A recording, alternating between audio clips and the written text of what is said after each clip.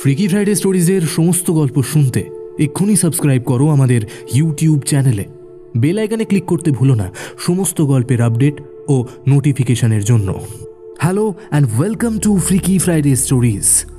আজ তোমরা শুনবে লেখক কনক বসুর কলম থেকে একটি আরবান লেজেন্ড ভিত্তিক ভয়ের গল্প, কিশারাগি স্টেশন। আজকের গল্প পাঠে রয়েছে সৌরভ। শুনতে থাকো আজকের বিশেষ নিবেদন, কনক বসুর কলম থেকে আরবান লেজেন্ড ভিত্তিক ভয়ের গল্প, কিশারাগি স্টেশন।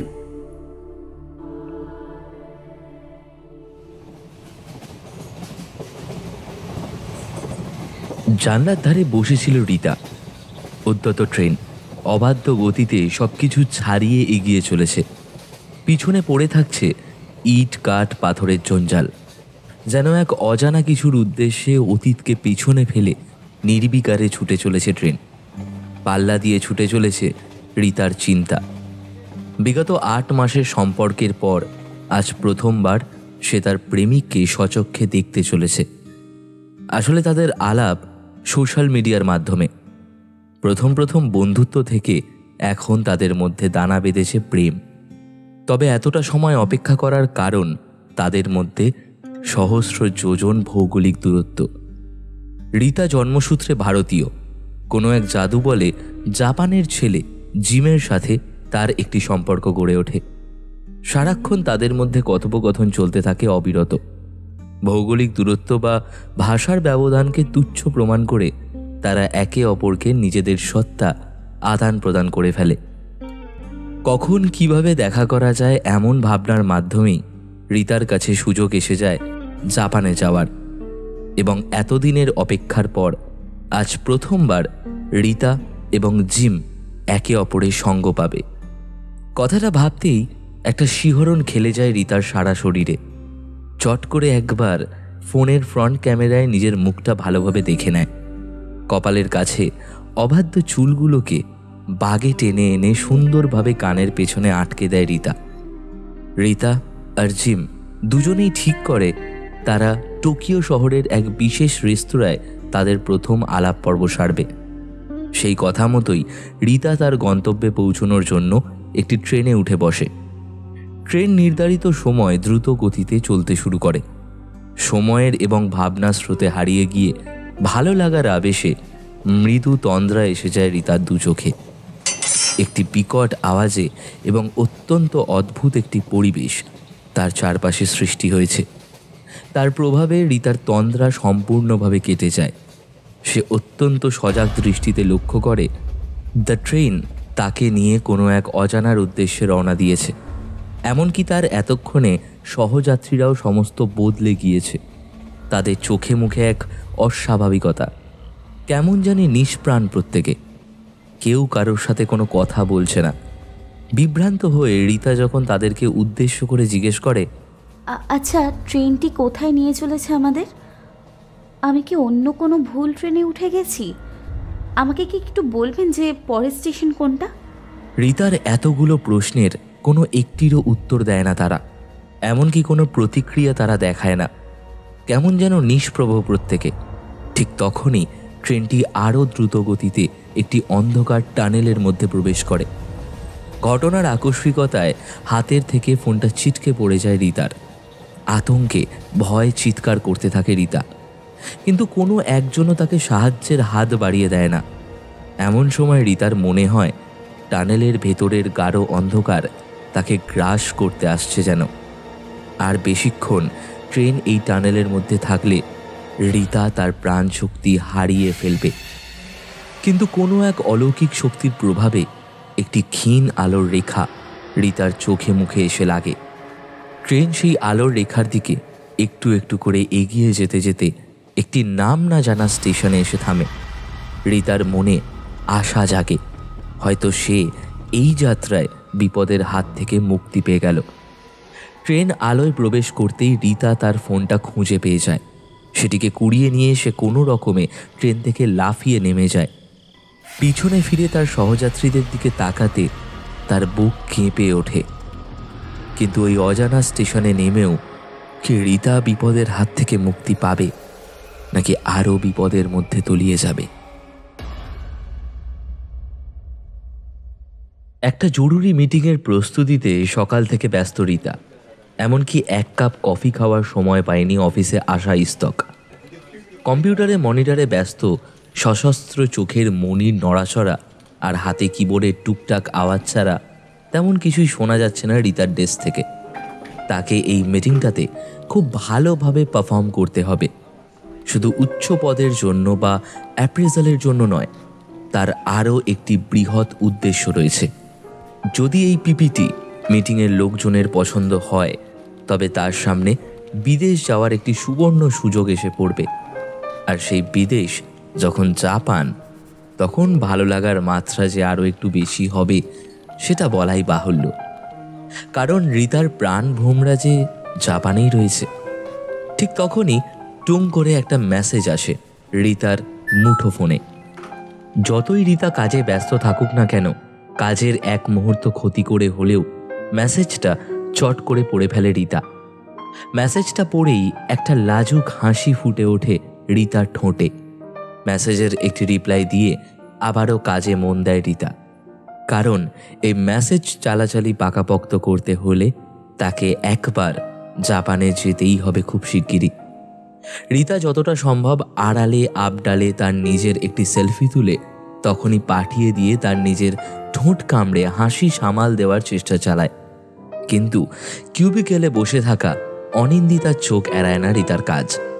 অনিন্দিতা সামান্য ইয়ার্কির ছলে রিতাকে বলে, কিরে, আর কতদিন এমন নিরামিষ প্রেম করবি বলতো? লেগে পড়, হাত ধুয়ে লেগে পড়, যেন তোকে এই প্রজেক্টেই জাপানে পাঠায়।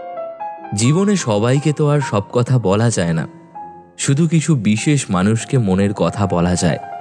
অনিন্দিতা রিতার কাছে তেমনই একটি মানুষ। তাই জিমের সাথে সম্পর্কটা শুধুমাত্র অনিন্দিতার কাছেই খুলে বলেছে রিতা। রিতাকে সমর্থন করলেও তাকে এমন দূরের সম্পর্কের যে নানা রকম নেতিবাচক সম্ভাবনা হওয়া অস্বাভাবিক নয়, সেটিও বেশ ভালোভাবে বুঝিয়ে বলেছিল অনিন্দিতা রিতাকে। অনিন্দিতার কথায় কপট রাগ দেখিয়ে মুখ দিয়ে একটা আওয়াজ বের করে আবার কাজে মন দেয় রিতা। এই প্রযুক্তির দিনে কত কিনা হয় প্রতিদিন। ফেসবুক থেকে আলাপ হয়ে প্রেম হওয়ার ঘটনা আজ নতুন কিছু নয়, তবে এমন ধরনের সম্পর্কে ঠকে যাওয়ারও ভীষণভাবে সম্ভাবনা থাকে। আর যদি সম্পর্ক গড়ে ওঠে দুটি ভিন্ন দেশের মানুষের মধ্যে, তবে সেই সম্ভাবনা কিন্তু থাকে তুঙ্গে। কিন্তু মানুষের মনের ওপর তো তার নিয়ন্ত্রণ তেমন থাকে না। বিগত 5 মাস ধরে জাপানের একটি ছেলের সাথে একটি প্রেমের সম্পর্কে জড়িয়ে গিয়েছে রিতা। তাদের আলাপ হয় অত্যন্ত সাধারণভাবে। ফেসবুকে বেশ কয়েকটি কমিউনিটি থাকে, তেমনি ফটোগ্রাফির একটি কমিউনিটিতে প্রায় একই সময় কলকাতার রিতা আর জাপানের জিম যোগদান করে। এদের দুজনেরই অত্যন্ত ফটোগ্রাফির শখ। যে কোনো জায়গায় ঘুরতে গেলে তাদের সঙ্গী থাকে তাদের ক্যামেরা। রিতা আর জিম তাদের প্রফেশনে পাকাপাকিভাবে থাকলেও ফটোগ্রাফির ওপর ভালোবাসা তাদের একটুও কম হয়নি। এই কমিউনিটিতে থাকতে থাকতেই জিমের তোলা ছবি বেশ পছন্দ হয় রিতার।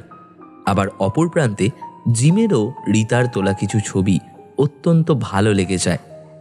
তারা ভিন্ন প্রদেশের, এমনকি ভিন্ন ভাষার মানুষ হওয়া সত্ত্বেও তাদের ভাবনা চিন্তার জগতে যে অনেকটা মিল রয়েছে সেটা তারা দুজনে বুঝতে পারে। একবার এই ছবি সংক্রান্ত কোনো প্রতিযোগিতার জন্যই তাদের মধ্যে কথোপকথন শুরু হয়। যদিও প্রথম দিকে কথোপকথন শুধুই ছবি সংক্রান্ত ছিল, পরে সেটি সম্পূর্ণভাবে এক আলাদা জায়গায় পৌঁছে যায়। খুব তাড়াতাড়ি তারা একে অপরের কাছাকাছি আসবে এমনই প্রতিশ্রুতি দেয় দুজন দুজনকে। আর ঠিক তখনই কপাল জোরে এই প্রজেক্টের দায়িত্ব এসে বর্তায় রিতার ওপরে। আর রিতা ভীষণভাবে মনোযোগী হয়ে ওঠে জাপানে যাওয়ার এই অফারটা পাওয়ার জন্য। নির্দিষ্ট সময় অত্যন্ত সফলভাবে মিটিং সম্পন্ন করে রিতা এবং অনায়াসেই জাপানে যাওয়ার অফারটা সে পেয়ে যায়। কিন্তু তখনও হাতে বাকি আরও একটা মাস। তবুও ভালোবাসার মানুষকে প্রথমবার কাছে পাওয়ার বা প্রথম দেখার জন্য এই সামান্য অপেক্ষা রিতা আর জিম দুজনেই করতে পারবে। হাতে থাকা একটা মাস নানা রকম কাজের ব্যস্ততায়, অপেক্ষায় আর জিমের সাথে প্রেমালাপে বেশ নির্বিঘ্নে কেটে যায় রিতার। একসময় সত্যি সত্যি রিতার জাপানে আসার দিন উপস্থিত হয়ে যায়। রিতা প্রথমে ভেবেছিল জিম হয়তো তাকে এয়ারপোর্টে নিতে আসবে, হয়তো তখনই তাদের প্রথম আলাপ পর্ব মিটে যাবে। কিন্তু জিম তাদের রাজি হয়নি। তার বক্তব্য, প্রথম দেখা সবসময় ভীষণ গুরুত্বপূর্ণ এবং একান্তে হওয়া উচিত। তাই তারা যখন এতদিন অপেক্ষা করেছে, তখন আর কিছুক্ষণ অপেক্ষার পরে জিমের প্ল্যান মাফিক একটি বিশেষ জায়গায় না হয় তাদের দেখা হবে প্রথমবার। জিমের কথা মতো সেই সাক্ষাৎ হবে এতটাই ব্যক্তিগত এবং গভীর যে সারা জীবন তাদের কাছে ওই দিনটি ভীষণ গুরুত্বপূর্ণ হয়ে থাকবে। রিতার যে এই প্রস্তাবটি ভীষণ ভালো লেগেছে তা কিন্তু নয়, কারণ মেয়েদের ভালোবাসা বোধ হয় একটু বেশি আবেগপ্রবণ হয়। ভালোবাসার মানুষকে হয়তো বেশি দিন ছেড়ে থাকা তাদের পক্ষে বেশ কষ্টকর হয়ে ওঠে। এত দূরে যখন রিতা একবার এসে পৌঁছেছে, তখন সেই মুহূর্তে জিমকে পাশে পেলে হয়তো বেশ ভালোই লাগতো। তার ওপরে বিদেশ বিভুঁই, সেখানে একজন চেনা মানুষ পাশে থাকলে সত্যি বেশ মনোবল পাওয়া যায়। তবে রিতা বুঝেছে যে তাদের আলাদা আলাদা জায়গায় বড় হওয়া তাদের মানসিকতার ওপর অনেকটাই প্রভাব ফেলেছে। তাই হয়তো জিম অন্যভাবে ভাবছে আর রিতা অন্যভাবে। রিতা ভেবেছে তাদের সম্পর্ক আরও গভীর হলে নিশ্চয়ই একসময় জিম তার কথা বুঝতে পারবে। তাই সে জিমের প্রস্তাবে অস্বীকার না করে তার কথাতেই রাজি হয়ে গিয়েছে। প্লেনে উঠে রিতা তার বাবা মাকে ফোন করার পর জিমকে একটি ভিডিও কল করে খুব আনন্দের সাথে জানিয়ে দেয় যে আর কয়েক ঘন্টার ব্যবধানে জিম এবং রিতা একই জায়গায় উপস্থিত হতে পারবে। সত্যি বলতে জিমের উৎসাহ এবং উদ্দীপনা দেখে তার প্রতি কোনোদিন কোনো সন্দেহ রিতার মনে জাগেনি, বরং জিমের অপেক্ষারত উদ্দীপনা যে অনেকটাই বেশি তা সে ফোনের এপার থেকেও ভালোভাবে বুঝতে পেরেছে। একটা শান্তির হাসি হেসে ফোনটা অফ করে দেয় রিতা। কথা হয় জাপান পৌঁছে, তার অফিসের ঠিক করা হোটেলে পৌঁছে। রিতা খেয়ে দিয়ে বিশ্রাম করে। বিকেল 4টে নাগাদ সেখান থেকে রওনা দেবে জিমের বলে দেওয়া ঠিকানার উদ্দেশ্যে। সেখানেই বিশেষভাবে তাদের প্রথম দেখার দিনটা স্মরণীয় করে রাখতে জিম কিছু আয়োজন করে রেখেছে। কথাটা ভাবতেই আবারও একটা শিহরণ খেলে যায় রিতার সারা শরীরে। রিতার বাবা মা এখনো জিম আর তার সম্পর্কের কথা জানে না। রিতার বিশ্বাস তার বাবা মাকে বুঝিয়ে বললে হয়তো তারা বিশেষ কোনো আপত্তি জানাবে না এই সম্পর্ক মেনে নিতে। কিন্তু রিতা একবার জিমের সাথে দেখা করে তাদের সম্পর্কের গভীরতা যাচাই না করে তার বাবা মাকে সবটা বলতে রাজি হয়নি। যতই হোক, আধুনিক প্রযুক্তির মাধ্যমে দেখা আর চাক্ষুষ দেখার মধ্যে পার্থক্য তো থাকবেই। আর তো কয়েকটা মাত্র ঘন্টা, তারপরেই তাদের প্রথম দেখার ক্ষণ উপস্থিত হয়ে যাবে। জিমের বলা নানা কথা মনে পড়তেই নিজের অজান্তে এক ফালি লাজুক হাসি হেসে ফেলে রিতা। সারাটা যাত্রাপথ রিতা যেন জিমের সাথে সম্পূর্ণ থাকে। অপরদিকে জিমও নানা রকম আয়োজন শুরু করে দেয় তার মনের মানুষকে ঠিক কতটা আপনভাবে আপ্যায়ন করা যায় এই চিন্তায়। সত্যি তারা একে অপরের থেকে দূরে থেকেও একে অপরের ঠিক কাছেই থাকে। হয়তো ভালোবাসার জোর, ভালোবাসার বাঁধন এমনটাই হয়। টোকিও আন্তর্জাতিক বিমানবন্দরে এসে জাপানের রূপ এবং সৌন্দর্য দেখে সত্যি তাজ্জব হয়ে যায় রিতা। জাপান হলো পূর্ব এশিয়ার একটি দ্বীপ রাষ্ট্র। এই দেশটি প্রশান্ত মহাসাগরের বুকে জাপান সাগর, পূর্ব চীন সাগর, চীন, উত্তর কোরিয়া, দক্ষিণ কোরিয়া ও রাশিয়ার পূর্ব দিকে উত্তরে অকচ্ছ সাগর থেকে দক্ষিণ পূর্ব চীন সাগর ও তাইওয়ান পর্যন্ত প্রসারিত। যে কাঞ্জি অনুসারে জাপানের নামটি এসছে সেটির অর্থ সূর্য উৎস। জাপানকে প্রায়শই উদীয়মান সূর্যের দেশ বলে অভিহিত করা হয়। সত্যি বলতে জাপান নিয়ে এত গবেষণা করার ইচ্ছা রিতার কোনো কালেই ছিল না। হয়তো শুধু চাকরির সূত্রে এই দেশে আসতে হলে সামান্য পড়াশোনা সে ঠিক করেই নিত। তবে যেই দেশে তার ভালোবাসার মানুষ রয়েছে, এমনকি যেই দেশের সাথে তার ভবিষ্যৎ জুড়ে থাকার সম্ভাবনা প্রবল, সেই দেশ সম্পর্কে একটু পড়াশোনা তো করতেই হতো তাকে। আসলে রীতা এবং জিম দুজনেই এখন একে অপরের প্রতি মুগ্ধতার দৃষ্টি আকর্ষণ করার জন্য মরিয়া হয়ে রয়েছে। হয়তো এই সাক্ষাৎকারের পর ভালোবাসার এমন নিরাপত্তাহীনতায় তারা আর ভুগবে না। জাপানের মাটিতে পা রাখতেই জাপানের উন্নতি দেখে চমকের পর চমক লাগে রীতার। সত্যি বলতে এই দেশের যারা প্রত্যেকটি মানুষ এগিয়ে রয়েছে নিজের মতো। অ্যাপের মাধ্যমে ক্যাব বুক করে তার নির্দিষ্ট করা হোটেলে গিয়ে পৌঁছয় রীতা।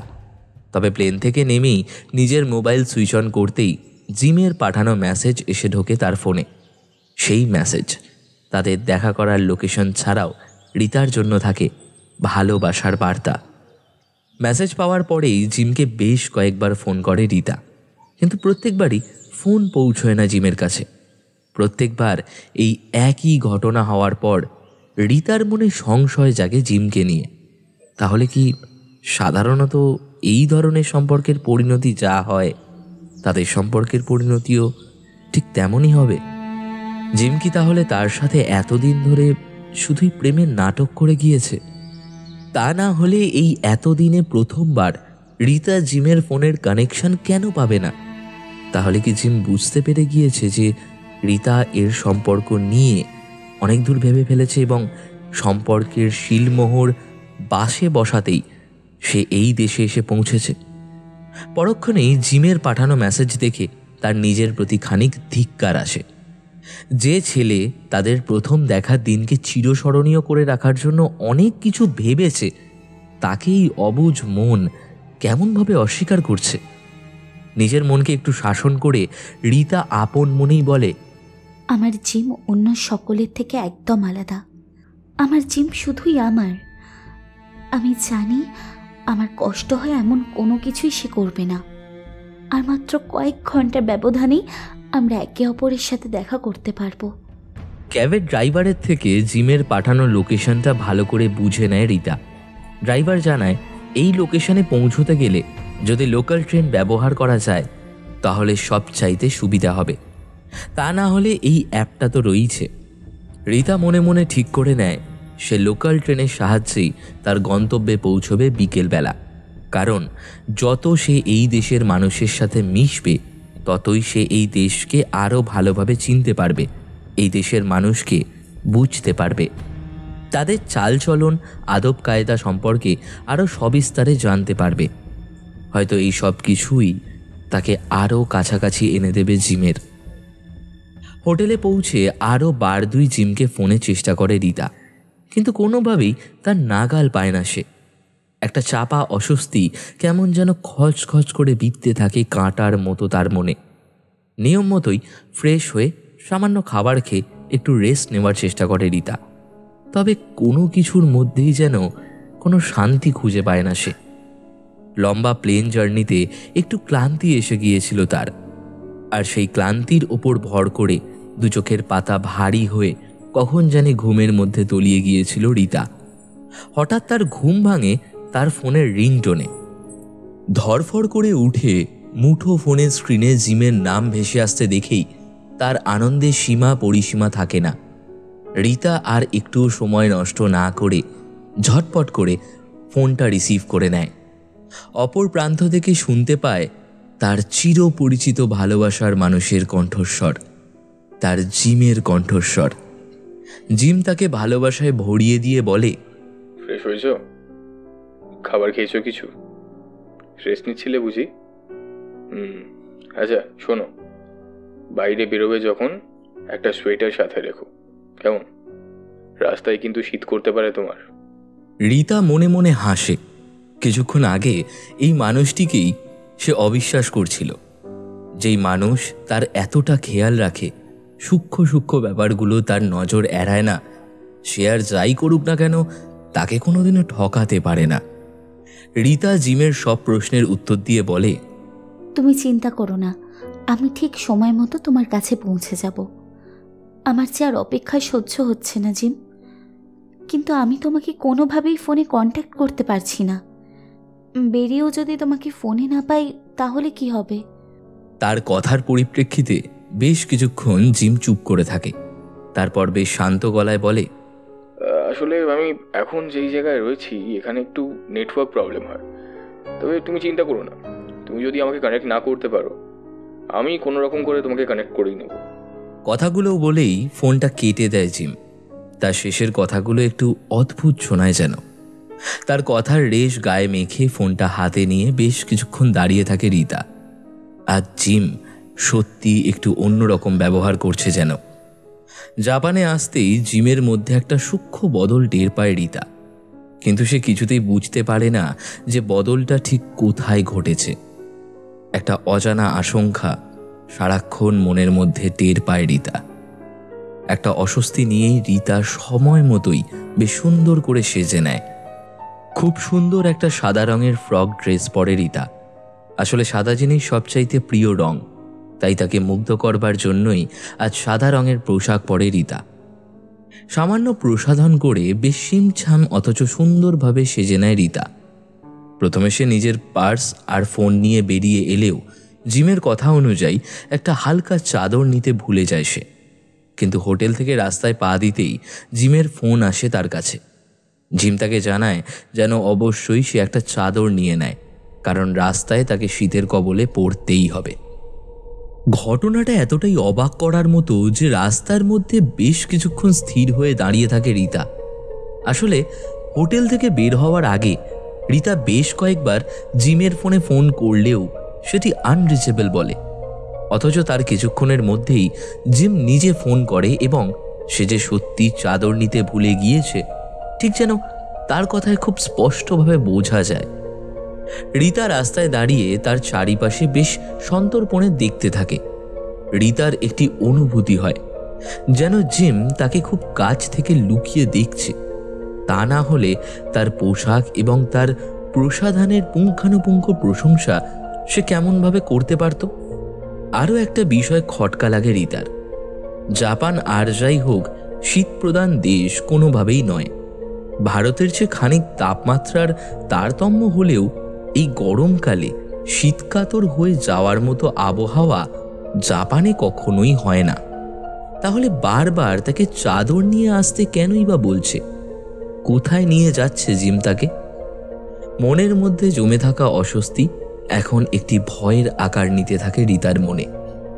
তাহলে কি রীতা কোনো ভুল করছে? কিন্তু জিমের এতটা কাছাকাছি এসেও তাকে একবারও চোখের দেখা না দেখে আবার দেশে ফিরে যাওয়ার কথা ভাবতেই রীতার মন সায় দেয় না। সে তার মনকে বোঝায় এই সবই হয়তো ভালোবাসার জোর, হয়তো একেই বলে টেলিপ্যাথি। রীতা তার অবাধ্য চিন্তাধারাকে আর প্রশ্রয় না দিয়ে চট করে হোটেলের ঘরে ফিরে আসে। একটা হালকা চাদর কাঁধে ফেলে আবার রাস্তায় নেমে আসে। ঠিক তখনই আবারও ফোন আসে জিমের। সে বলে, অ্যান্ড দ্যাটস মাই গার্ল, তোমাকে কিন্তু আরও সুন্দরী দেখাচ্ছে। জিমের কথায় আবারও থমকে যায় রীতা। সে জিমকে থামিয়ে বলে, জিম, তুমি আমায় সত্যি করে বলো তো, তুমি কি আমায় দেখতে পাচ্ছ? তার মানে কি তুমি আমার কাছেই রয়েছো? যদি কাছেই থেকে থাকো তাহলে আমার চোখের সামনে আসছো না কেন? কেন আমার সাথে এভাবে লুকোচুরি খেলছো? রীতার উদ্বিগ্ন প্রশ্নের উত্তরে জিম বেশ খানিকটা হেসে উত্তর দেয়, আমি সবসময় তোমার আশেপাশে আছি, সারা জীবন থাকবো।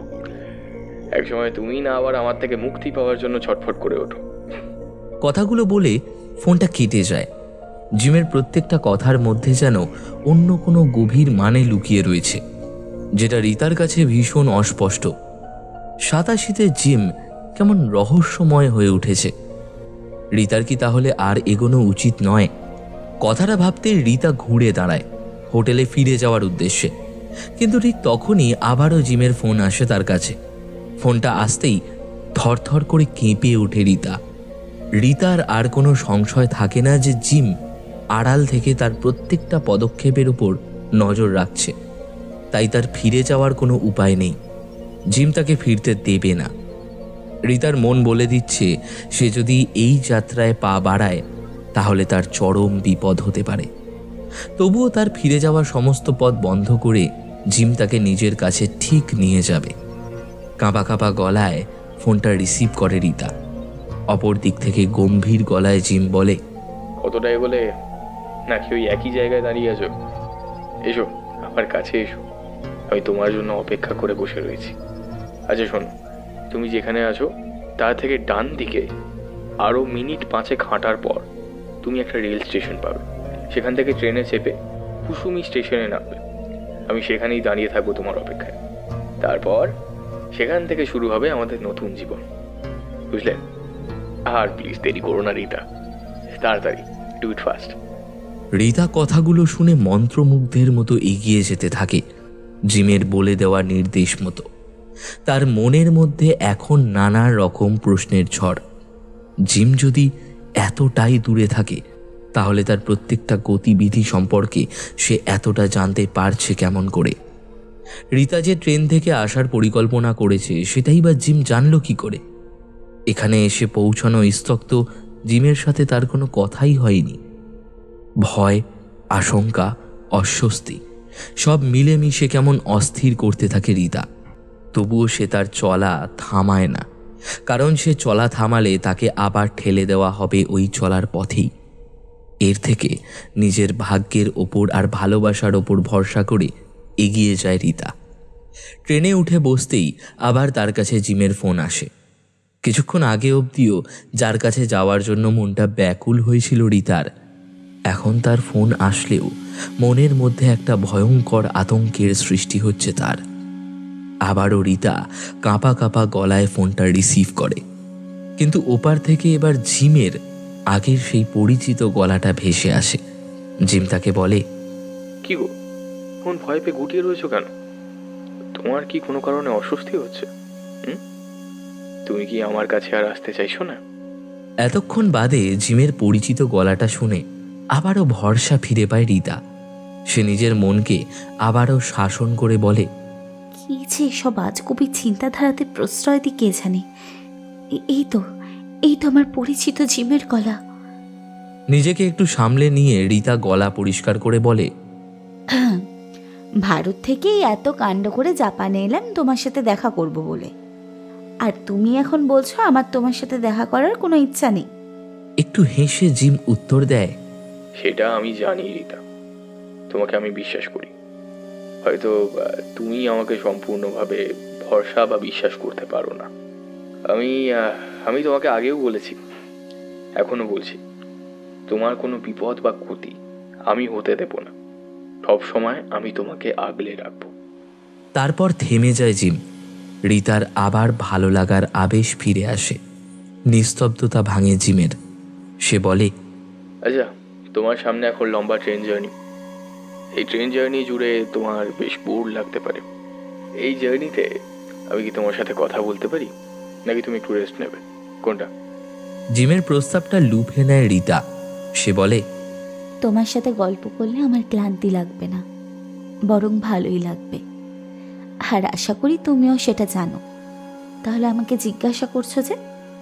আচ্ছা, এবার তো বলো তুমি আমার জন্য কি সারপ্রাইজ প্ল্যান করেছো?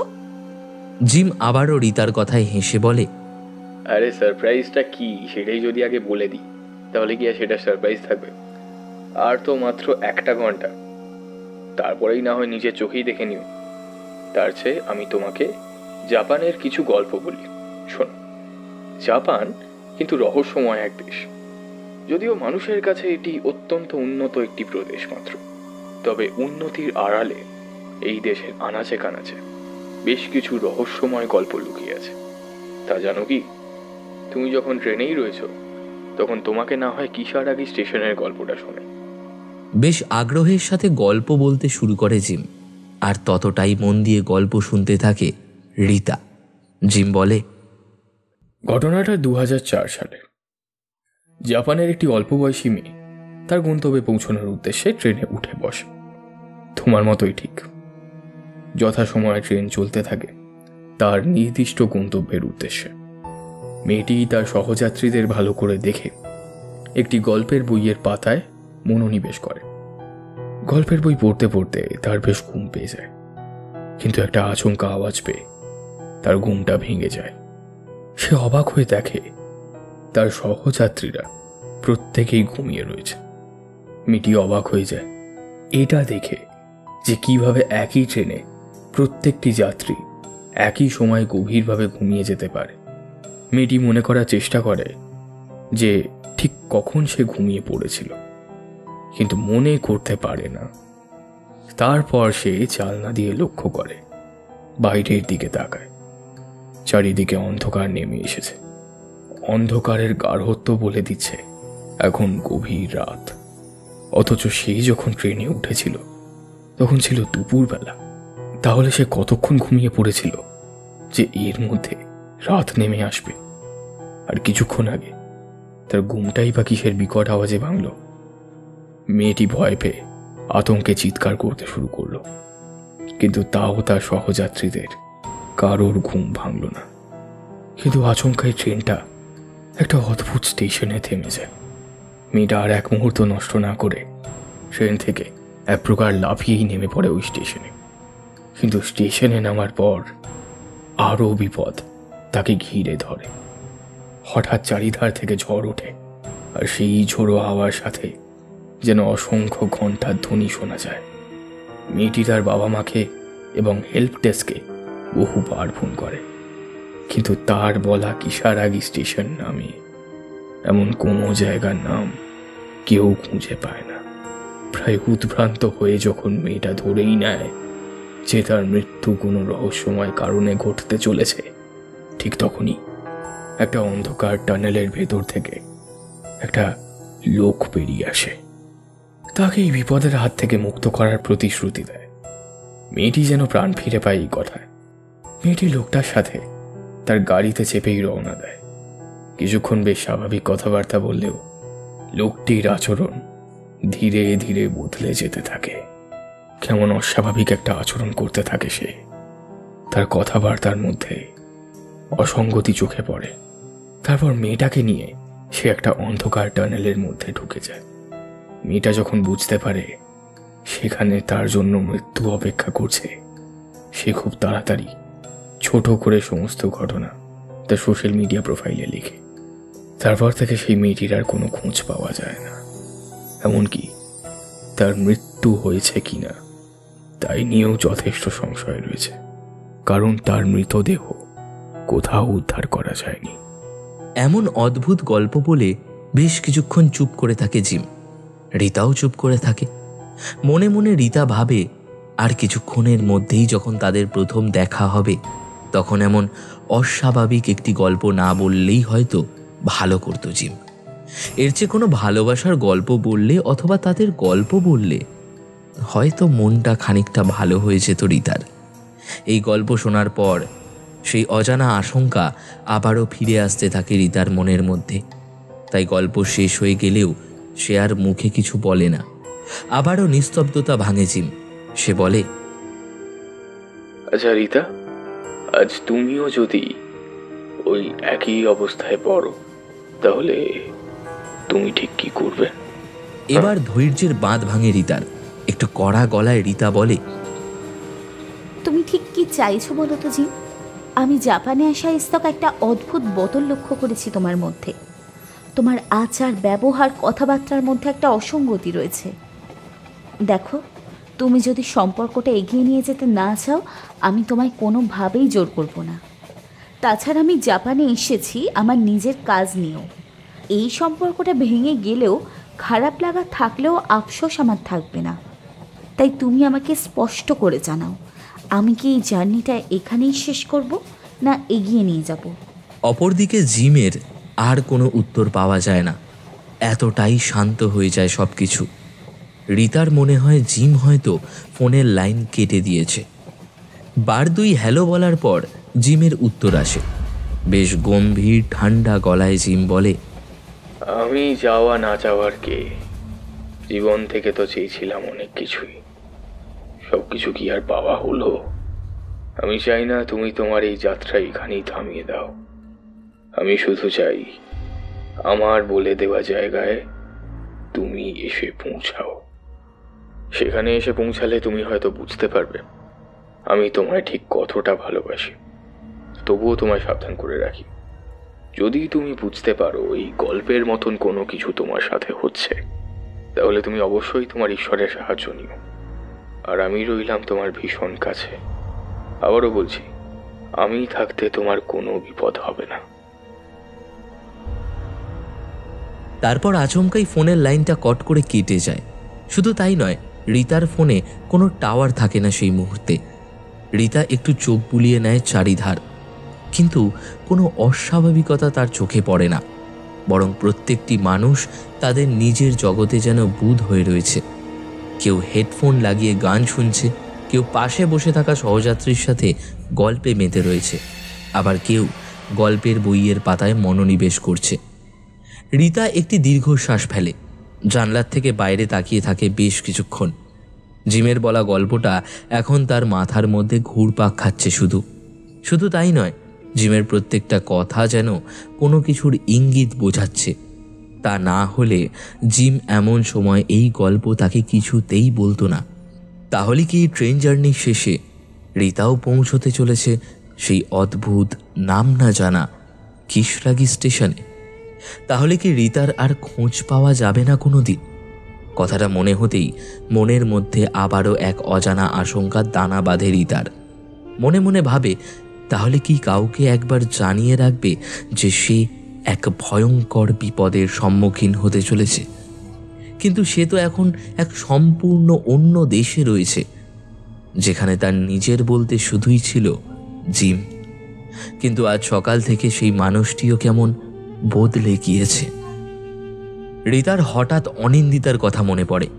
কথাটা মনে পড়তেই সে তার ফোন বের করে দেখে ফুল সিগন্যাল না থাকলেও যেটুকু রয়েছে তাতে অনিন্দিতাকে একটি ফোন অন্তত করা যেতেই পারে।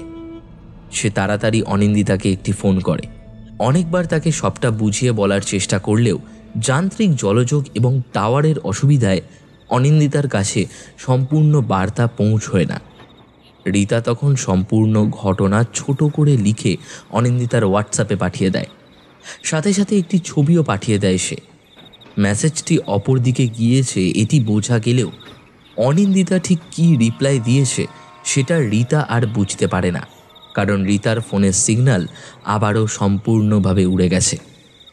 একটা অজানা আশঙ্কা বুকে নিয়ে আবারও পথ চলা শুরু করে রিতা। একটা আচমকা ধাক্কায় ঘুমটা ভেঙে যায় রিতার। সাথে একটা বিকট আওয়াজ আসে তার কানে। ঘুমটা ভাঙতেই আবার মনের মধ্যে একটা ভয় এসে ভিড় করে রিতার মনে, কারণ ঘুম ভাঙতেই রিতা দেখতে পায় তার চারিধারে সকলেই ঘুমিয়ে রয়েছে।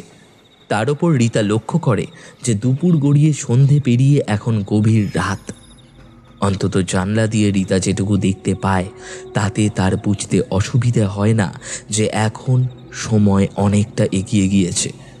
কিন্তু এমনটা সম্ভব হলো কেমন করে? সে কেমন করে এই পরিস্থিতিতে এসে পৌঁছলো? তাড়াতাড়ি নিজের ফোন একবার দেখে নেয় রিতা। ফোনটা ততক্ষণে সুইচ অফ হয়ে গিয়েছে তার। মনের মধ্যে একটা অস্বস্তি আর ভয় তীব্রভাবে দানা বাঁধতে থাকে। রিতা বুঝতে পারে আজ ট্রেনে ওঠার পর জিম তাকে যেই গল্পটা শুনিয়েছিল এখন হুবহু তার সঙ্গে ঠিক একই রকম ঘটনা ঘটে চলেছে।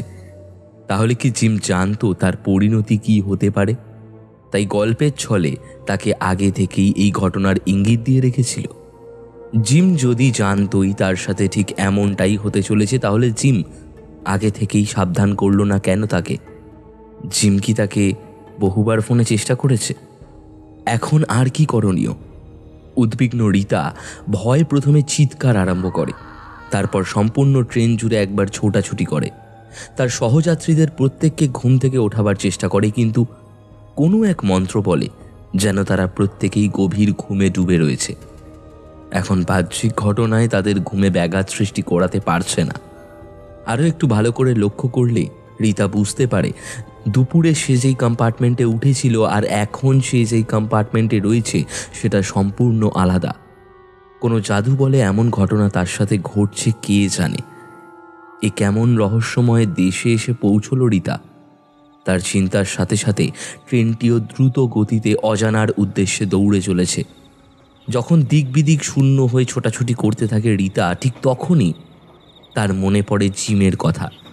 জিম বলেছিল এমন অবস্থা উপস্থিত হলে সে যেন তার ভগবানের উদ্দেশ্যে প্রার্থনা জানায়, আর জিম নাকি তার চারিপাশেই থাকবে।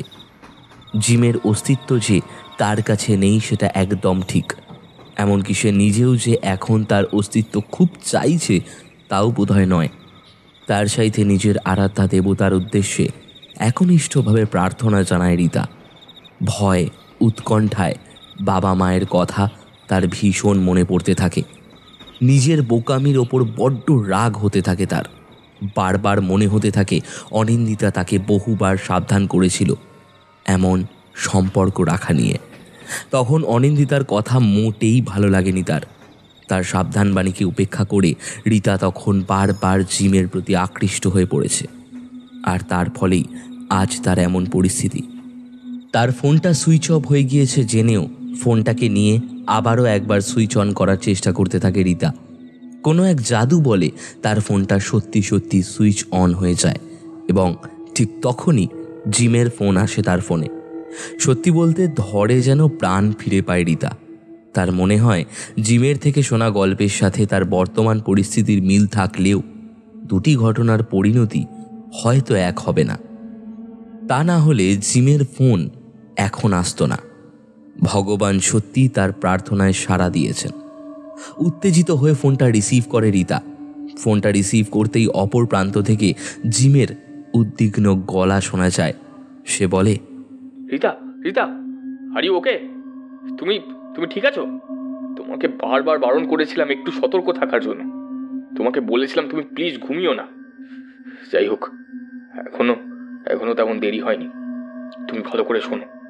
তুমি এখন যেখানে আছো সেখান থেকে ডান দিকে মাত্র 5 পা হাঁটলেই একটা লাল রঙের সুইচ দেখতে পাবে। কোনো কথা না ভেবে ভগবানের নাম নিয়ে সুইচটা টিপে দাও। সুইচটা টিপে দেওয়ার সঙ্গে সঙ্গে ট্রেনটা থেমে যাবে। তুমি কোনো কিছু না ভেবে তোমার চাদরটা দিয়ে নিজের মুখটা ভালো করে ঢেকে সেই থেমে যাওয়া স্টেশনে নেমে যাবে। প্লিজ ভয় পেও না, আমি আছি তোমার সাথে, তোমার ঠিক পাশেই। যাও, তাড়াতাড়ি করো। সত্যি বলতে রিতার মনে অনেক প্রশ্ন জাগে। তার প্রশ্ন জাগে, জিম যদি সত্যি তার পাশে থাকে তাহলে সে সামনে কেন আসছে না? তাকে নিজে এসে এই বিপদ থেকে উদ্ধার করছে না কেন? আর জিম যে তার কাছেই আছে তার বড় প্রমাণ জিম তার কম্পার্টমেন্টের পুঙ্খানুপুঙ্খ বিবরণ জানে। কিন্তু এখন এই পরিস্থিতি থেকে বেরিয়ে আসা একান্তই প্রয়োজন। পরে এই সব প্রশ্নের উত্তর সে নিজে খুঁজে নেবে। জিমের কথা মতোই রিতা তার ডান দিকে গুনে গুনে 5 পা হাঁটতেই সত্যি একটা লাল রঙের সুইচ দেখতে পায়। সুইচ টেপার আগেই তার সঙ্গে থাকা চাদর দিয়ে নিজের মুখ ভালো করে ঢেকে নেয় রিতা। তারপর সুইচ টিপতেই একটা ভয়ঙ্কর আওয়াজ করে প্রায় সাথে সাথেই ট্রেনটা আচমকা একটা জায়গায় থেমে যায়। রিতা আর একটু সময় নষ্ট না করে প্রায় লাফিয়ে নেমে যায়। নামার আগে পেছনে ফিরে তার সহযাত্রীদের দেখার চেষ্টাও করে না রিতা।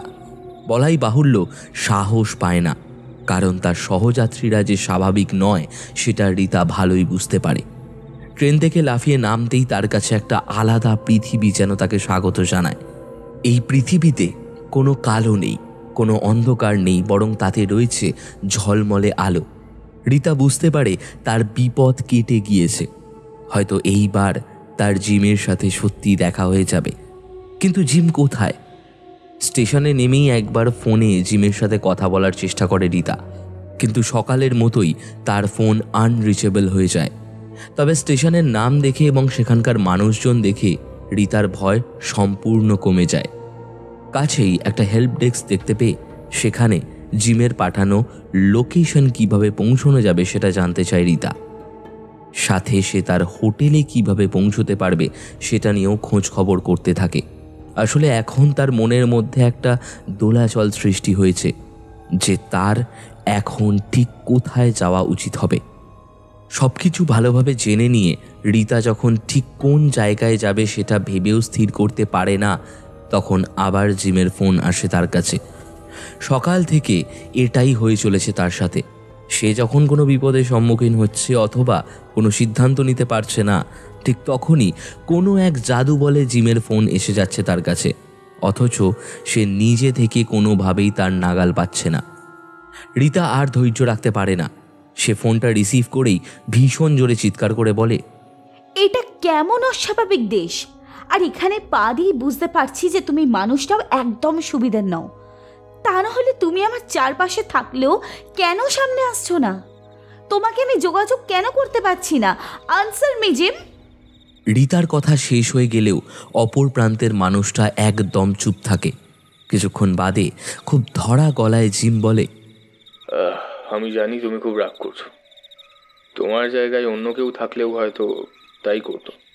আমি সেই জন্যই তোমাকে ফোন করে এটাই বলতে চেয়েছিলাম, এই দেশে তুমি আর থেকো না, তুমি দেশে ফিরে যাও। তবে তার আগে অবশ্যই একবার আমার পাঠানো ঠিকানায় ঘুরে এসো। হয়তো সেখানে গেলে এই দেশ সম্পর্কে তোমার ধারণা না বদলালেও আমার সম্পর্কে তোমার ধারণা বদলাবে, এটা কথা দিচ্ছে। আমি সত্যিই তোমাকে ভালোবাসি রিতা। আমি ঠিক তোমার মতোই চেয়েছিলাম আমাদের এই সম্পর্কটা পরিণতি পাক। কথাগুলো বলেই ফোনটা আবার ম্যাজিকের মতো কেটে যায়। স্নায়ুবত স্থির হয়ে দাঁড়িয়ে থাকে রিতা। যেখানে সে এখন দাঁড়িয়ে রয়েছে সেখান থেকে ফিরে যাওয়ার শক্তি আর তার থাকে না। বারবার জিমের বলা কথাগুলো ঘুরপাক খেতে থাকে। এত দূরে সম্পূর্ণ আলাদা একটা দেশে এত লড়াই করার পর জিম এখন তাকে ফিরে যেতে বলছে কেন? তাহলে কি জিম কোনো দিনের জন্য তাকে ভালোবাসেনি? এতটা ঠকে গেল বুদ্ধিমতী রিতা। রাগে, দুঃখে, অপমানে চোখে জল চলে আসে তার। একটা জেদ চেপে যায় তার, আর মনে মনে প্রতিজ্ঞা করে যে জিমের সাথে দেখা না করে সে দেশে ফিরবে না, কিছুতেই ফিরবে না। জিম তার সাথে এমনটা কিভাবে করলো? তার জবাব না নিয়ে রিতা জাপান ছেড়ে চলে যাবে না। এজন্য তাকে আরও একবার যদি দুরূহ বিপদের মধ্যেও পড়তে হয় তাহলেও সে যাবে না। ধীরে ধীরে পথ নির্দেশ অনুযায়ী রিতা এগোতে থাকে। একটা ক্যাবে আরও আধ ঘন্টা চলার পর একটি ভীষণ সুন্দর অ্যাপার্টমেন্টের সামনে এসে হাজির হয় রিতা। সেখানে পৌঁছে প্রথমেই চমক লাগে রিতার, কারণ অ্যাপার্টমেন্টের ঠিক সামনেই একটি ফলকে লেখা রয়েছে, আ token of love for Rita. Rita এতটাই অবাক হয়ে যায় যে এরপর তার ঠিক কী করণীয় সেটি সে ঠিক করে বুঝতে পারে না। কেমন মন্ত্রমুগ্ধের মতো পায়ে পায়ে এগিয়ে আসে অ্যাপার্টমেন্টের দরজার কাছে। একবার ভালো লাগার আবেশে ফলকের লেখাটার ওপর খুব যত্ন করে হাত বোলায় রিতা। কিন্তু রিতা তো শেষমেশ পৌঁছে গেল এই জায়গায়। এখনো তো জিমের দেখা পাওয়া গেল না। জিম কোথায়? কথাটা মনে হতে জিমকে একটা ফোন করে রিতা, কিন্তু ঠিক আগের মতোই ফোনটা লাগে না। নিজের মনের অজান্তেই একসময় রিতা অ্যাপার্টমেন্টের সদর দরজা খুলে ভেতরে ঢুকে আসে। ভেতরে ঢুকে আসতেই তার আরও বহু গুণ বেশি চমক লাগে। অ্যাপার্টমেন্টটা নিখুঁতভাবে সাজানো, এমনভাবে সাজানো যেন দেখে মনে হয় কেউ সেখানে এক নতুন সংসার তৈরি করতে চলেছে খুব শিগগিরই। এমনকি দেওয়ালে জিম আর রিতার ছবি কোল্যাজ করে সাজিয়ে রাখা, নানান রকম আসবাব এবং হাল ফ্যাশনের সব রকম সুযোগ সুবিধায় পরিপূর্ণ একটি সুবিশাল সংসার। প্রতিটা ঘর খুব মন দিয়ে দেখতে থাকে রিতা। এই ঘরের প্রত্যেকটি আনাচে কানাচে রয়েছে রুচিবোধের ছোঁয়া। সাথে অবশ্যই রিতার ভালো লাগা মন্দ লাগাকে প্রাধান্য দেওয়া হয়েছে। যেমন রিতার পছন্দ অনুযায়ী ঘরের দেওয়ালে সাদা রং রাখা হয়েছে, পর্দার রং নীল রাখা হয়েছে রিতার পছন্দের কথা ভেবেই। এমনকি রিতার কফি খেতে ভালো লাগে বলে রান্নাঘরে একটি কফি মেশিনও রাখা রয়েছে। শুধু তাই নয়, রিতার জন্য বিশেষভাবে একটি ঠাকুর ঘরও বরাদ্দ করা হয়েছে। রিতার বুঝতে অসুবিধা হয় না এই বাড়িটি অনেক ভেবে চিন্তে খুব মন দিয়ে জিম সাজিয়েছে, আর এই বাড়ির প্রত্যেকটি কোণ প্রমাণ দিয়ে যাচ্ছে তাদের ভালোবাসা ঠিক কতটা সত্যি, কতটা গভীর। যখন রিতা জিমকে তার স্বপ্নের বাড়ি কেমন হবে এই নিয়ে বলতো, তখন জিম ঠিক কতটা মন দিয়ে তার কথাগুলো শুনেছিল এই বাড়ি হচ্ছে তার প্রমাণ। না, রিতা কোনো ভুল করেনি। জিমের জন্য এতটা এসে জিম তাকে সত্যিই ভালোবেসেছে। তার মনে হতে থাকে জিম এই মুহূর্তে ঠিক তার কাছেই রয়েছে। হয়তো আড়াল থেকে খুব মন দিয়ে রিতার অবাক হয়ে যাওয়া ভাব দেখে আনন্দ পাচ্ছে। হয়তো এক্ষুনি সেই আড়াল থেকে বেরিয়ে এসে তাকে জড়িয়ে ধরে তাকে ভালোবাসায় ভরিয়ে দেবে। রিতা আনন্দে আবেগে ভেসে গিয়ে চিৎকার করতে থাকে, জিম, জিম কোথায় তুমি? এবারে আমার সামনে এসো প্লিজ। আর লুকোচুরি খেলো না। আমার যে আর অপেক্ষা সহ্য হচ্ছে না জিম। আমি জানি আমি জানি তুমি আমার খুব কাছে রয়েছো। আমি তোমাকে ফিল করতে পারছি Jim. Please please come to me, please. কিন্তু তবুও জিমের দেখা পাওয়া যায় না। হঠাৎ রিতার ফোন বাজতে থাকে। রিতা ঠিক জানতো জিম তাকে ফোন করবে, কিন্তু ফোনের স্ক্রিনে জিমের নাম নয়, বরং অনিন্দিতার নাম ভেসে আসে। রিতার খেয়াল হয় ট্রেনে সে যখন বিপদের আঁচ করতে পেরেছিল তখন অনিন্দিতাকে সবটা জানিয়ে একবার ফোন করেছিল, কিন্তু যান্ত্রিক গোলযোগের কারণে তার সাথে আর কথা হয়নি। তারপর ঘটনাক্রম এতটা ছিল যে অনিন্দিতার সাথে আর কোনো কথাই হয়নি। এতক্ষণে খেয়াল পড়ে রিতার। নিজেকে সামলে নিয়ে ফোনটা রিসিভ করে রিতা। ফোনটা রিসিভ করতেই ওপাশ থেকে অনিন্দিতার উৎকণ্ঠা মেশানো গলা শোনা যায়। সে বলে, কিরে রিতা, তুই ঠিক আছিস? কোথায় আছিস? সত্যি করে বল, তুই ঠিক আছিস তো? অবস্থার অবস্থান এতটাই খারাপ ছিল যে বেশি কথা বলতে ইচ্ছে করছিল না। তবুও অনিন্দিতাকে একটু নিশ্চিন্ত করা দরকার। একটু থেমে থেকে রিতা বলে, হ্যাঁ রে, আমি ঠিক আছি, ঠিকই আছি আমি, চিন্তা করিস না। ভালোবাসার আবেগে আর ঘটনার ভারে এতটাই ভারাক্রান্ত হয়েছিল রিতার মন যে সে আর নিজেকে সামলে রাখতে পারেনি। রিতা কাঁদতে কাঁদতে অনিন্দিতাকে বলতে লাগলো, আমি ভালোবেসে কোনো ভুল করিনি অনিন্দিতা। জিম আমাকে কোনোদিন ঠকায়নি। জিম আমাকে রাজরানীর মতো রেখেছে। আজ আজ আমি বেঁচে আছি ওর জন্য। ও না থাকলে আমি মরে যেতাম অনিন্দিতা। তুই তুই ভাবতে পারবি না, ও আমাদের জন্য একটা অ্যাপার্টমেন্ট নিয়েছে। আমার ভালো লাগা সব কিছু দিয়ে কত যত্ন নিয়ে ও আমার নতুন সংসার সাজিয়েছে। আমার প্রত্যেকটা ইচ্ছের কথা মাথায় রেখে কত সুন্দর করে ও আমার সংসার সাজিয়েছে। কিন্তু কিন্তু এত কিছুর পরও জিম আমার সামনে আসেনি এখনো। জানি না জিম কোথায় হারিয়ে গেল, আমি বুঝতে পারছি না। ও আমার খুব কাছে রয়েছে কিন্তু আমার সামনে আসছে না অনিন্দিতা। কেন আসছে না ও? কেন আসছে না? রিতাকে মাঝপথে থামিয়ে দিয়ে অনিন্দিতা বলে, হোল্ড হোল্ড, কি বলছিস তুই? তোর এখনো জিমের সঙ্গে দেখা হয়নি? তুই কি ভুলভাল কথা বলছিস? তোর মাথা ঠিক আছে তো?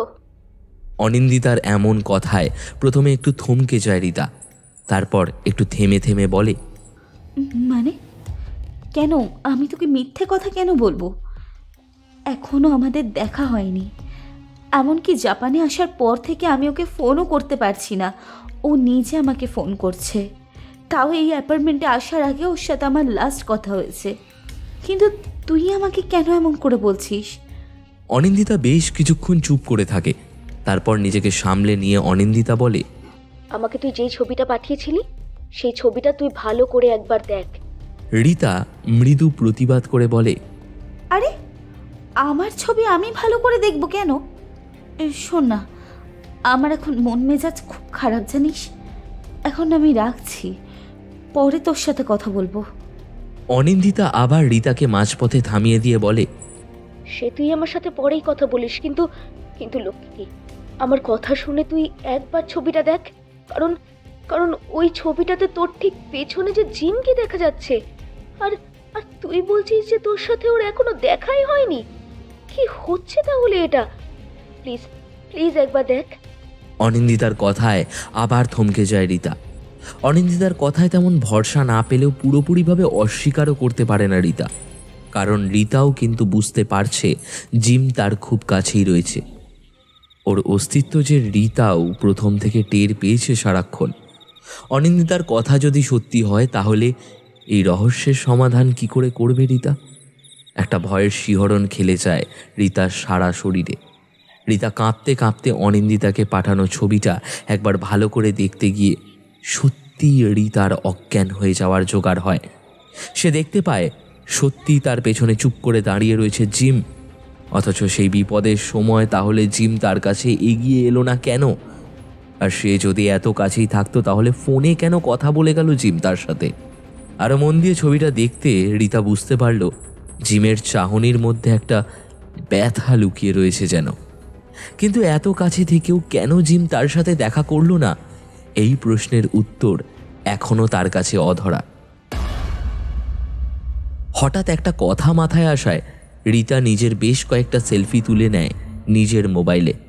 তারপর খুব মন দিয়ে ছবিগুলো নিরীক্ষণ করতেই তার সামনে ফুটে ওঠে এক অভাবনীয় দৃশ্য। ঠিক এই মুহূর্তে জিম রয়েছে ঠিক তার পেছনেই, অথচ যতবার রীতা ওই জায়গায় ঘাড় ফিরিয়ে দেখছে, কোনো একবারের জন্যেও রীতা জিমকে দেখতে পায় না, অথচ জিমকে দেখা যাচ্ছে ছবিতে। রীতা পাগলের মতো বারবার অসংখ্য সেলফি তুলতে থাকে আর পরীক্ষা করতে থাকে। বেশ কয়েকটা ছবি সে অনিন্দিতাকেও পাঠিয়ে দেয়। দুজনের কেউই বুঝতে পারে না এই রহস্যের কি মানে হতে পারে। ব্যাপারটা যে অত্যন্ত অস্বাভাবিক এবং এটি শুধুমাত্রই কোনো অশরীরীর ক্ষেত্রেই প্রযোজ্য সেটা হয়তো তারা দুজনেই বুঝতে পারে, তবে ব্যাপারটা মানতে চায় না রীতা। আসলে মানুষের মন তো, যা সবসময় মায়ার জালে জড়িয়ে থাকতে ভালোবাসে। তাই অনিন্দিতা তাকে সত্যিটা বুঝিয়ে বলতে চাইলেও এক প্রকার চিৎকার করেই তাকে থামিয়ে দেয় রীতা। সে চেঁচিয়ে বলে ওঠে, তুই ভুল বলছিস। জিম এখনো আমার সাথে লুকোচুরি খেলছে। ও এক্ষুনি আড়াল থেকে বেরিয়ে আমার ঠিক চোখের সামনে এসে দাঁড়াবে। অনিন্দিতা বুঝতে পারে অবুঝ রীতাকে বুঝিয়ে কোনো লাভ নেই। তার চেয়ে যত তাড়াতাড়ি সম্ভব রীতাকে ওই দেশ থেকে উদ্ধার করা একান্ত প্রয়োজন। তার জন্য যদি তাকে ওই দেশে পাড়ি দিতে হয় তবে তাই দেবে। অনিন্দিতা খুব কষ্ট করে রীতাকে বুঝিয়ে সে এখন যেই অ্যাপার্টমেন্টে রয়েছে তার ঠিকানা জেনে নেয়। তারপর ফোনটা রেখে জাপানের ইন্ডিয়ান অ্যাম্বাসিতে ফোন করে, রীতাকে সেই বিপদের হাত থেকে উদ্ধার করবার অনুরোধ জানায়। তারপর রীতার বাবা মাকে ফোন করে, সবটা জানিয়ে জাপানে আসার তোড়জোড় করতে থাকে। এদিকে রীতা পাগলের মতো একটার পর একটা সেলফি তুলতে থাকে এবং সেটিকে পরীক্ষা করতে থাকে। একসময় ক্লান্ত হয়ে মাটিতে বসে পড়ে উদ্ভ্রান্তের মতো কাঁদতে থাকে রীতা। হঠাৎ অ্যাপার্টমেন্টের একটি বন্ধ জানলা সজোরে খুলে যায় এবং সাথে সাথে একটি ঠান্ডা হাওয়ার বাতাস এসে লাগে তার চোখে মুখে। সেই হাওয়ার ঝাপটা এতটাই আরামদায়ক, ক্লান্ত রীতা ভালো লাগার আবেশে মেঝেতে শুয়েই ঘুমিয়ে পড়ে। সে কিন্তু বুঝতেও পারে না যে জিম আড়াল থেকে তাকে সমস্ত বিপদের হাত থেকে রক্ষা করে গিয়েছে। এমনকি এই মুহূর্তে যে রীতাকে ঘুম পাড়ানো একান্ত প্রয়োজন ছিল তা জিম বুঝতে পেরেই ওই হাওয়ার ব্যবস্থা করেছিল। ভালোবাসার টান বোধহয় এমনই হয়, যা অধরা থেকেও পরিপূর্ণতা লাভ করে এমনভাবেই। প্রায় 2 দিন ভয়ানক জ্বরে কাবু ছিল রীতা। জ্বরের তীব্রতা এতটাই বেশি ছিল যে ঠিকভাবে চোখ মেলে তাকাতে অবধি পারছিল না সে। এমনকি জ্বরের ঘোরে এসে প্রলাপ বকছিল পর্যন্ত। 2 দিন বাদে এই প্রথম তার শরীর থেকে জ্বর সম্পূর্ণভাবে নেমে গিয়েছিল। রীতা চোখ মেলে তাকিয়েছে ঠিকই, তবে তার দৃষ্টি এখনো কেমন ঘোলাটে। সর্বোপরি এই দৃষ্টি যেন কোনো কিছু খুঁজে বেড়াচ্ছে। রীতা চোখ মেলে তাকাতেই হাসপাতালের নার্স, রীতার বাবা মা এবং অনিন্দিতাকে ডেকে আনে। প্রথম দিকে প্রায় কোনো কিছুই বুঝতে পারছিল না রীতা। ধীরে ধীরে তার সম্বিত ফিরতে সে বুঝতে পারে সে এখন কোনো হাসপাতালের বেডে শুয়ে রয়েছে এবং সে এখনও জাপানেই রয়েছে। বরং তার বাবা মা এবং অনিন্দিতা জাপানে এসেছে তার জন্য। তারপর ধীরে ধীরে রীতার জিমের কথা মনে পড়ে। জিমের কথা মনে পড়তেই একটা তীব্র ব্যথা তার বুকের মধ্যে টের পায় রীতা। ততক্ষণে রীতার কাছে এইটুকু স্পষ্ট যে জিম তার কাছে থাকলেও সে এখন ধরা ছোঁয়ার বাইরে। কিন্তু জিমের এমন পরিণতি হলো কেমন করে, সেই ঘটনা তাকে জানতেই হবে। কথাটা মনে হতেই বেশ চঞ্চল হয়ে ওঠে রীতা। অনিন্দিতা তার ভাব বুঝতে পেরে তাকে বলে, দেখ, তুই এখন ভীষণ দুর্বল, তোর যা জানার সব জানিস, কিন্তু একটু সময় দে। আর তাছাড়া তোকে দেখতে আরও 2জন মানুষ এসেছেন এই হাসপাতালে। তুই পুরোপুরি সুস্থ হলে না হয় তাদের কাছে পুরো বিষয়টা জেনে নিস। আমরা তো রইলাম তোর পাশে। অনিন্দিতার কথা শেষ হতে না হতেই রীতার কেবিনের কাঁচের দেওয়ালের অপর প্রান্তে 2টো চেনা মুখ দেখতে পায় রীতা। যদিও রীতা তাদেরকে কোনোদিন সচক্ষে দেখেনি, তবে জিম যখন তার পরিবারের সকলের ছবি তাকে দেখিয়েছিল তখন এই 2টি মানুষকে সে চিনে নিয়েছিল। জিমের বাবা এবং মা হিসাবে। তাদেরকে দেখে রীতা নিজেকে আর ধরে রাখতে পারে না। সে তার ক্লান্ত শরীরটাকে টেনে হিঁচড়ে এক প্রকার বসিয়ে দেয় হাসপাতালের বেডে। রীতার বাবা মা অনেকবার তাকে বাধা দেওয়ার চেষ্টা করে, কিন্তু কোনো কথাই কানে তোলে না রীতা। প্রায় বাধ্য হয়ে জিমের মা বাবাকে আসতে হয় রীতাকে সামাল দেওয়ার জন্য। তারা দুজনেই রীতার অবস্থার জন্য বেশ চিন্তিত। তা না হলে সম্পূর্ণ অচেনা অজানা একজনের জন্য দিন রাত এক করে তারা হাসপাতালে পড়ে থাকতো না। ইন্ডিয়ান এম্বাসির লোকজন যখন রীতাকে উদ্ধার করতে সেই অ্যাপার্টমেন্টে পৌঁছয়, তখন তারা রীতার ব্যাগে জিমের সম্পর্কে জানতে পারে। তাদের থেকেই জিমের মা বাবা রীতার কথা জানে। রীতার শারীরিক অবস্থার কথা জেনে তারাই প্রথম রীতার চিকিৎসা শুরু করে এই হাসপাতালে। তারপর তারাই রীতার মা বাবার সাথে যোগাযোগ করে তার শারীরিক অবস্থার কথা জানিয়ে দেয়। সেই থেকে এই দুজন মানুষ হোক রীতার শারীরিক উন্নতির জন্য একভাবে প্রার্থনা করে চলেছে। সবটা জানতে পেরে রীতা আবেগপ্রবণ হয়ে যায়, কিন্তু তার কাছে এখনও জিমের সমস্ত ঘটনা অজানা। তার কাছে এখনও অজানা জিম কেমনভাবে তার কাছ থেকে হারিয়ে গেল। তার অনুরোধে জিমের মা বাবা সম্পূর্ণ ঘটনা বলতে শুরু করে। তারা জানায় জিম প্রথম থেকেই তার আর রীতার সম্পর্ক নিয়ে ভীষণভাবে সিরিয়াস ছিল, তাই সে তার বাবা মাকেও রীতার কথা সবিস্তারে জানিয়ে দিয়েছিল। যেদিন জিম প্রথম জানতে পেরেছিল যে রীতা জাপানে আসছে, ঠিক সেই দিন থেকেই নানানভাবে রীতাকে স্বাগত জানানোর ব্যবস্থা করতে শুরু করেছিল জিম।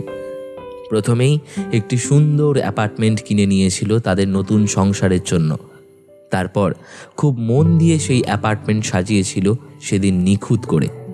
রীতাকে সারপ্রাইজ দেওয়ার জন্য সে ঠিক করেছিল প্রথমেই সে এয়ারপোর্ট চলে গিয়ে তাকে সেখান থেকে সোজা নিয়ে আসবে এই অ্যাপার্টমেন্টে।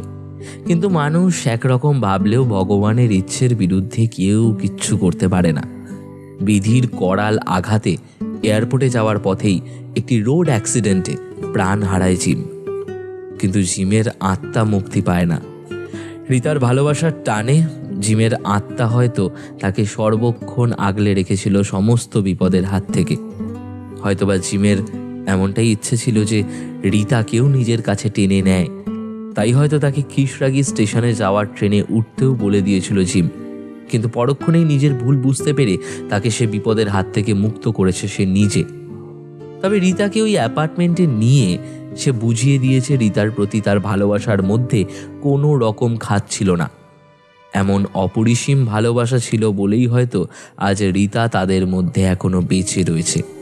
তারা এও জানায় জিম রীতাকে যেহেতু বারবার একটি চাদরের কথা উল্লেখ করেছিল, তার মানে জিম জানতো যে জিম তাকে কিশরাগি স্টেশনের সমস্ত বিপদের হাত থেকে রক্ষা করবেই।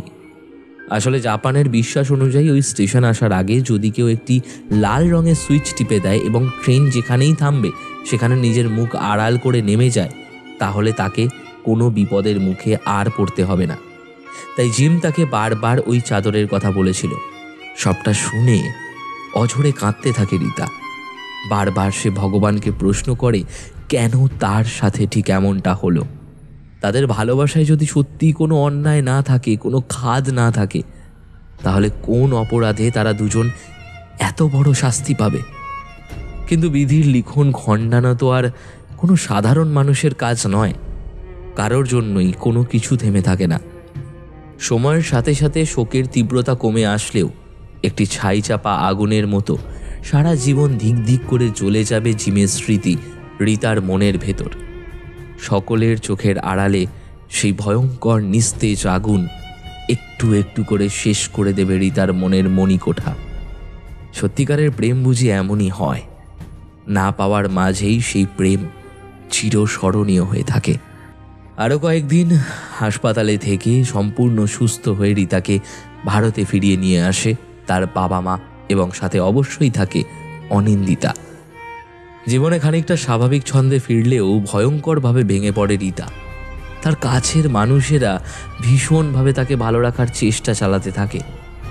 অনিন্দিতা জোর করে তাকে বাড়ি থেকে বের করে আনে, তাকে অফিসে যোগ দেওয়ায়।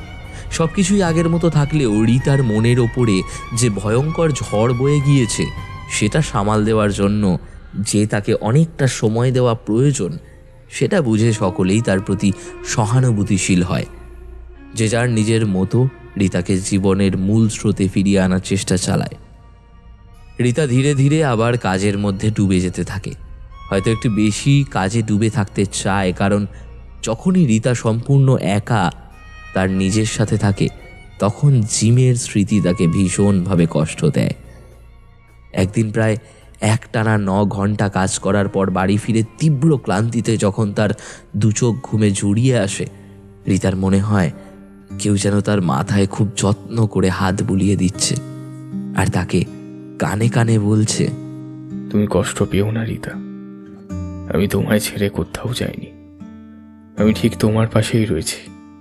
কিন্তু তুমি যদি এইভাবে কষ্ট পাও, আমি কিন্তু কোনোদিনও মুক্তি পাবো না। বিশ্বাস করো, আমি সারা জীবন তোমার থাকবো, শুধু তোমার। কথাগুলো এতটাই স্পষ্ট এবং সত্যি ছিল, আর তার মাথার ওপর স্পর্শটাও এতটাই সত্যি ছিল যে তাকে মনের ভুল হিসেবে অস্বীকার করার কোনো জায়গা ছিল না রীতার। রীতা চমকে উঠে তাকিয়ে দেখে তার চারিপাশে তখন আর কেউ নেই। একটা গভীর দীর্ঘশ্বাস বেরিয়ে আসে রীতার বুক থেকে, কিন্তু ঠিক তখনই রীতার ফোনটা হঠাৎ জ্বলে ওঠে। রীতা তার ফোনে তার সেই অ্যাপার্টমেন্টে তোলা ছবি ওয়ালপেপার করে রেখে দিয়েছিল। ফোনটা হঠাৎ জ্বলে উঠতেই রীতা দেখতে পায় সেই ছবিতে তার পেছনে দাঁড়িয়ে থাকা জিমের দু চোখে দুঃখের ভাব উধাও হয়ে গিয়েছে। এখন একটা ইঙ্গিতপূর্ণ হাসি এসেছে। রীতা বুঝতে পারে একটু আগে সে যেটা অনুভব করেছে এবং শুনেছে তার কোনোটাই মিথ্যে নয়, বরং এই মুহূর্ত থেকে রীতা আরও স্পষ্টভাবে বুঝতে পেরেছে তাদের ভালোবাসা সারা জীবন এমনভাবেই পরিপূর্ণতা পাবে তাদের নিজেদের কাছে। তারপর কোনো একদিন তাদের নিশ্চয়ই দেখা হবে কোনো নাম না জানা জীবনের স্টেশনে।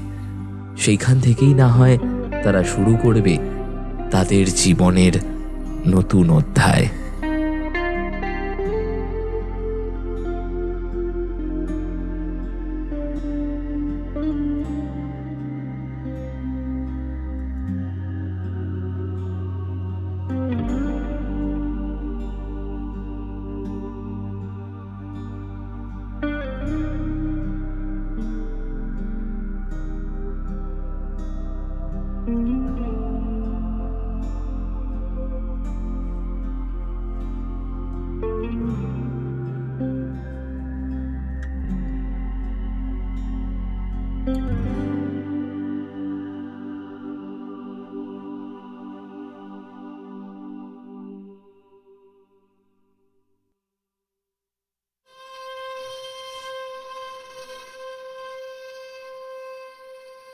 এতক্ষণ তোমরা শুনছিলে কিশোরাগি স্টেশন।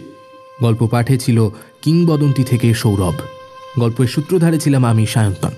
অন্যান্য চরিত্রে ছিল তৃষা, সঞ্চিতা, আর্য। এই গল্পের নাট্যরূপ নির্মাণে ছিল উমা। গল্পের শব্দ সংযোজনে ছিল রণজয়। এই গল্পের আবহ সঙ্গীত ও স্পেশাল এফেক্টসে ছিল শঙ্খ। প্রচ্ছদ নির্মাণে ছিল শুভজিৎ ব্যানার্জি। সমগ্র পর্ব পরিচালনা ও সমগ্র পরিচালনায় ছিল ফ্রিকি ফ্রাইডে স্টোরিজ। কেমন লাগলো আজকের গল্পটা? যদি এই গল্পটা তোমাদের ভালো লেগে থাকে, ভিডিওটিকে অতি অবশ্যই একটি লাইক করে দিও, কমেন্টে জানিও তোমাদের মতামত, সাবস্ক্রাইব করে দিও এরকমই নতুন নতুন গল্পের আপডেট নিয়মিত পাওয়ার জন্য। আজকের মতো এখানেই শেষ করছি। নমস্কার, শুভরাত্রি।